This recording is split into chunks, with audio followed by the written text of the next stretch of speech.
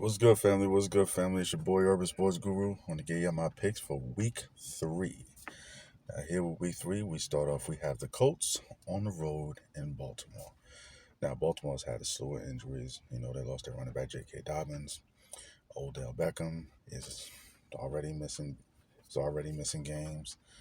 And the Colts, their rookie quarterback Anthony Richardson is out. Concussion protocol. So we have Gardner Mitchell starting. Um, Gardner Mitchell, he played well when he came in last week. He did play well. Um, but I'm going to take the Ravens. The Ravens are given 8 points. I'm going to take the Ravens for the fact of they still have Lamar Jackson, and that passing game is looking better and better. They're getting more in sync. Too bad. Odell's not there, but they're getting more in sync with this passing game. And the tight end is going to be there. The tight end is going to be there. I like that. So I like Lamar. Passing game will be more in sync. I expect them to score. I expect them to score 30. And particularly that they're home and the fact that they're not abandoning the running game. The run game is what's going to make the passing game more effective for them because the run game is what sets up everything. They just didn't have the skill position guys who can go out and win one-on-one. Now they do. I like Baltimore. Lamar limit the turnovers. That's the only question. I like Baltimore giving 8. We have the Titans on the road in Cleveland. Titans have played 2 very close games, played teams tough, and they're 1-1. Now we have the Browns. They blew out Cincy week 1.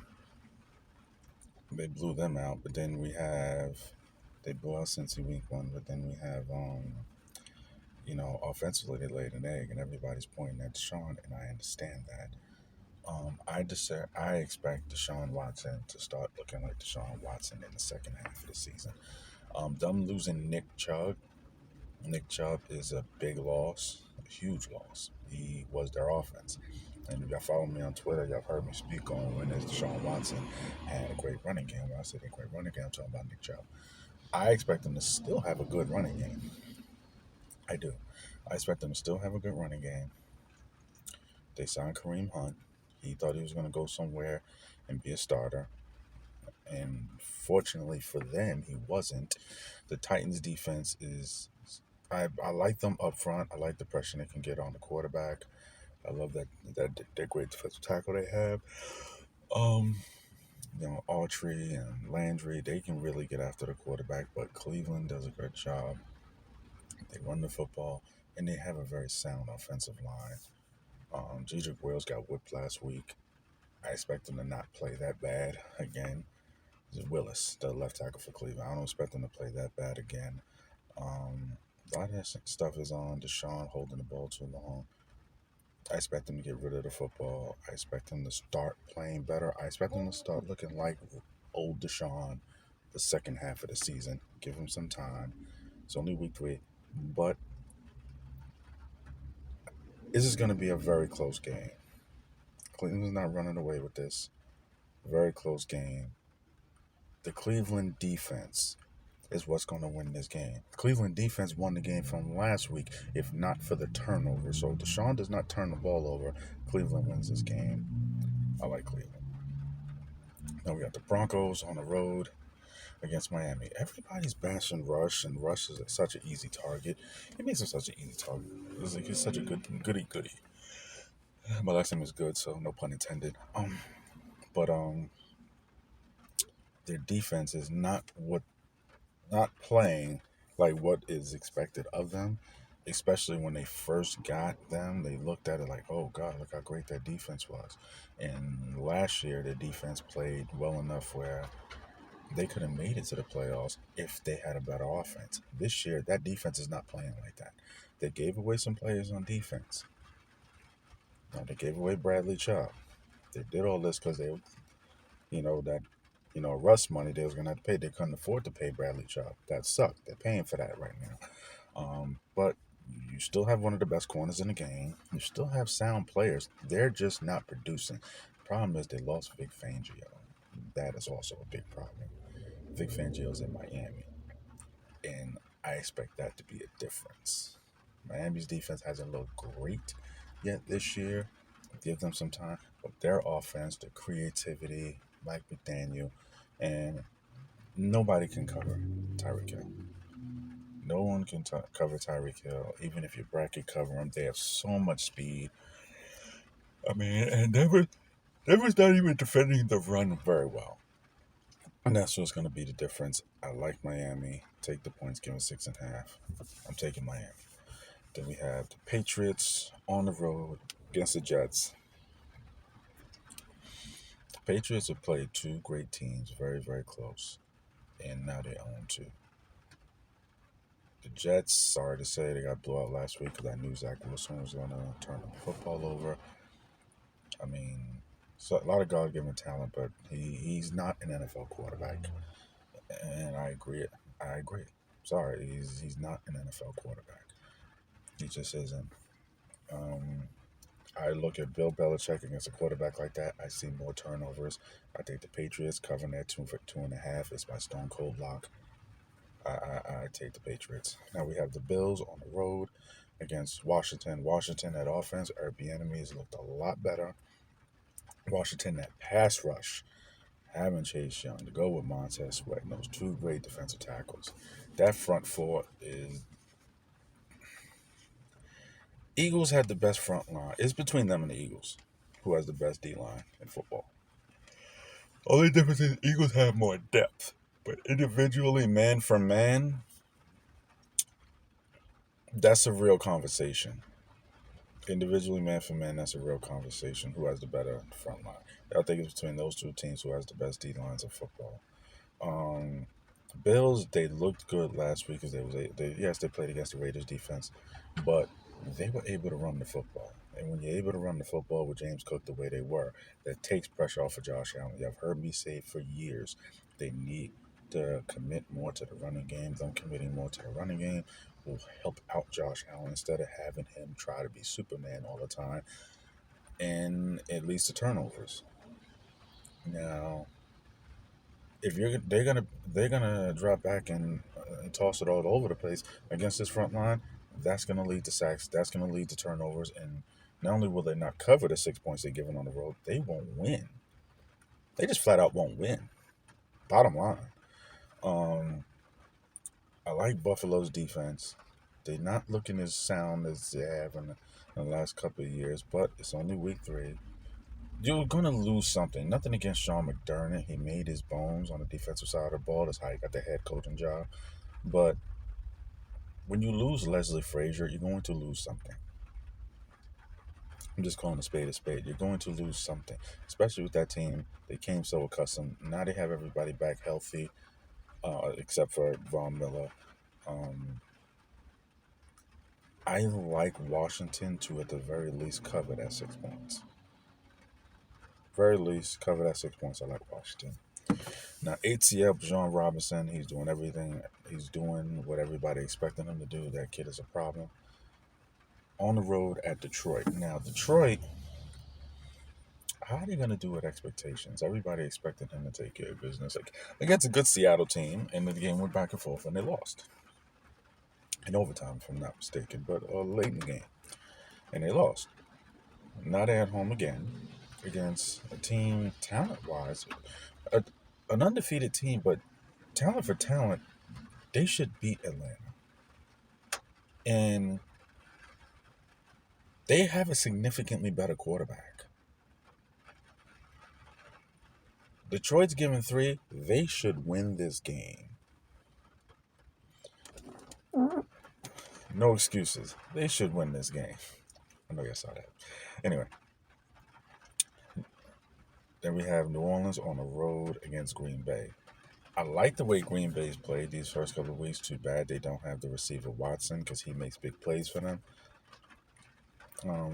That New Orleans defense is one of the best defenses in the NFC, and that's saying something when you have Dallas and San Francisco. I don't think they're far off. I don't think they get the pressure on the quarterback that those two other teams do, but just sound and keeping you in the game, and they do all of that. They tough. They don't give up big plays. Like, New Orleans defense is that good.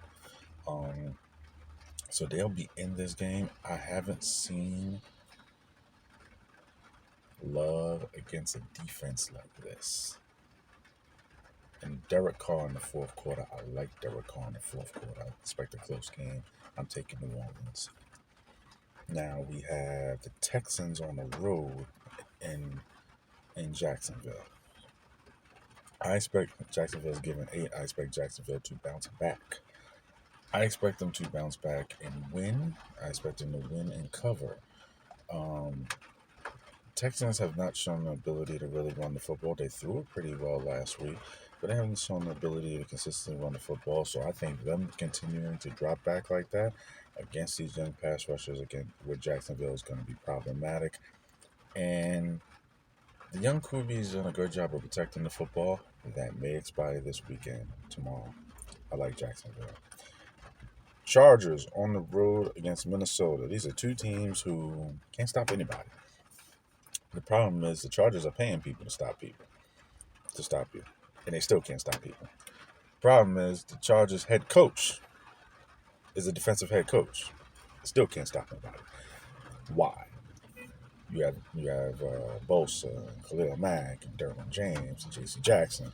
Why are we saying this about the Chargers? Somebody got to explain that for me. The play calling also. Do things. Not everything could be down the field. You got to do things to get the ball out of Justin Herbert's hand. Make it easier for him because the Vikings are going to be able to score. I think the Vikings can score on anybody. Kirk Cousins is efficient. He's good enough, and he has targets. And they can run the football enough to keep you honest on that play action, and they can do whatever. They have Hopkinson at tight end. They got the best receiver in football, Justin Jefferson. They got Atkinson. They have targets. So I expect this to be high scoring, like every game with the Chargers to be high scoring. The thing is, I like the Chargers because the Chargers also can run the football. The Chargers also can run the football better, significantly better. I think if they're smart, they'll stick to the game plan that the Eagles did. You want to play that kind of coverage to stop the run. Okay, we're gonna pound it down your throat. Pause and keep you off the field. That's why I like the Chargers. Vikings are giving 1. I like the Chargers to come out with a win. Panthers on the road with the Seahawks giving 5.5. Panthers are playing with their backup QB because Bryce Young's already hurt. I like Bryce Young. I liked him a lot. He was the number 1 pick in the draft, and understandably so. But it bothers me when the main critique of your game we're already seeing 2 weeks into your career. I'm sorry, 3 weeks in your career, we're already seeing the biggest concern in your game. Could you withstand the pounding of the NFL at that size? This is the 3rd week of your NFL career, and you're already missing games. So we have a very good Seahawks team playing a Panthers team that's not very good, and they're playing with their backup quarterback. I like the Seahawks. That's another lock, in my opinion. Now we have, as much as a Giant fan and as much as I love to see the misery of the Dallas Cowboys, Javon Diggs blowing his ACL in practice, and salute to you, Young G. Thankfully, he just got paid. So if he never comes back to being what he used to be, he has 3 years, at least 2-3 years of guaranteed money. Stack your chips up. But they're on the road against the Cardinals. Joshua Dobbs has looked good these 2 weeks, and they've done a good job of getting pressure out of the quarterback. Can they compete? The Cowboys are giving 12.5, and they haven't been in situations where offensively they really had to extend themselves because the defense is just blowing people out of the water, forced a million turnovers, and they're the best unit. Well, with Diggs, they were the best unit in football. Thankfully they went and got Gilmore. Gilmore's no longer a number 1; he's a number 2, and he was in a great position playing next to Diggs. That's gonna affect him a little bit, but the fact that they get after the quarterback so well, and they have a great coordinator in Dan Quinn who knows how to disguise some stuff, I think that they'll be all right. Given 12.5, I think they'll come down to life a little bit. The question is, can Arizona compete? They've competed so hard. They blew that lead against my Giants. Finally saw my Giants come to life. But let's not forget they was up 28 or 28 to 20 to nothing. So let's not forget they were up that much. So they were up that much because they were doing some things well. They were winning the previous week, and they lost the game, and they lost that game late. They were doing some things well. So Arizona getting 12 and a half. I actually like them for the not to upset the game, but to cover that 12 and a half. I like Arizona. Bears are on the road against the Chiefs. Now everyone's talking about Justin Fields, and deservedly so. He's missing wide open guys. I mean, seemingly for no damn reason. Like, why? How are you missing these people? You know, I don't understand it. Nobody's has a real answer. The blame is going a bunch of different places. Um, but there has to be some kind of personal accountability. Yes, the play calling is not good, but there has to be some kind of personal accountability when there's a guy. They always say the tight end a lot of times is a security blanket for a young quarterback. Why? Because the tight end a lot of times is in the middle. He said tight ends are slot receivers a lot of times are a security blanket because critical moments, you know what I'm saying, then you can't really see da da da, and that guy's right over the middle. He's naturally within the vision of the quarterback, and they can dump it down. When I watch Justin Fields, he's missing those throws over the middle, wide open. It is not like he's missing guys on a deep out where he has to gun it in his feet aren't in position. He's missing guys completely wide open, directly straight ahead, and he's missing them. Not off at the throw, he's completely missing them. Guys that are running 5 yards by themselves, and he's missing that. That's where I think Justin Fields has to have some personal accountability. Now they're playing against a great defense, and I can't say Kansas City in great defense, but that's what they've been playing. That defense has been carrying that team because the offense has not looked good. A lot of people pointed to the loss of Eric Bieniemy. That could be one thing, but let's not forget they have no receivers. Let's not forget their tackles are not playing like the tackles they had last year. So you're incorporating 2 new tackles. You have no get off and get free, break press coverage at wide receiver. You finally got Travis Kelce back. Okay, that's great. Best tight end in football. But let's not forget they have Andy Reid. Let's not forget they have Andy Reid. This is not. This is not okay. Mike McCarthy getting credit when Dan Quinn really running things. No, this is Andy Reid we're talking about. Pump the brakes. This is Andy Reid.